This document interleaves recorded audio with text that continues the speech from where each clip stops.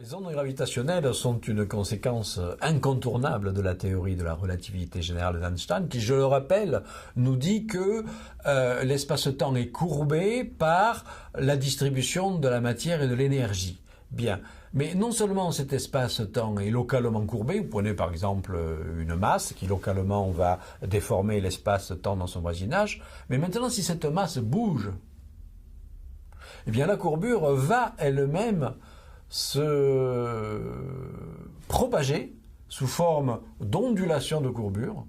Un peu si vous agitez un bâton dans l'eau, par exemple, vous avez des ondes qui sortent et qui se propagent vers l'extérieur.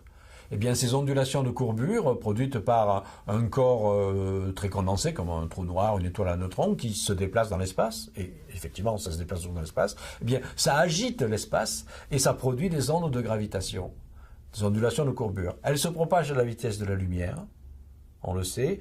Le problème, donc on aimerait pouvoir les détecter. Si on les détecte, c'est encore mieux que les photons et mieux que les neutrinos. Parce qu'en fait, l'univers est totalement transparent aux ondes gravitationnelles. Ces vibrations qui nous traversent en permanence viennent aussi bien des trous noirs que de l'explosion de supernovas ou que du Big Bang. Mais le problème, c'est que ces vibrations sont infinitésimales.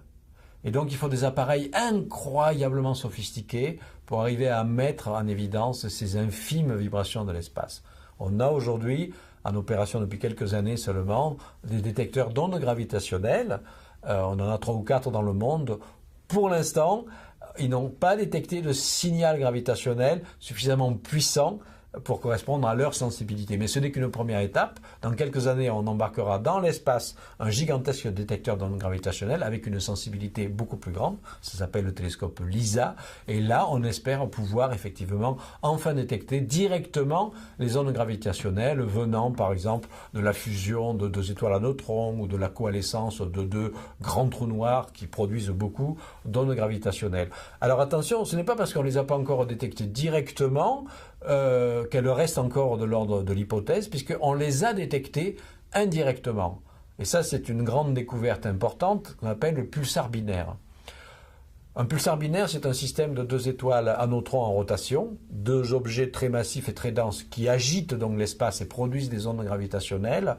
Elles sont trop faibles pour être détectées directement, mais l'effet de ces ondes gravitationnelles, c'est de faire perdre l'énergie orbitale au système, si bien que les 2 pulsars se rapprochent très lentement.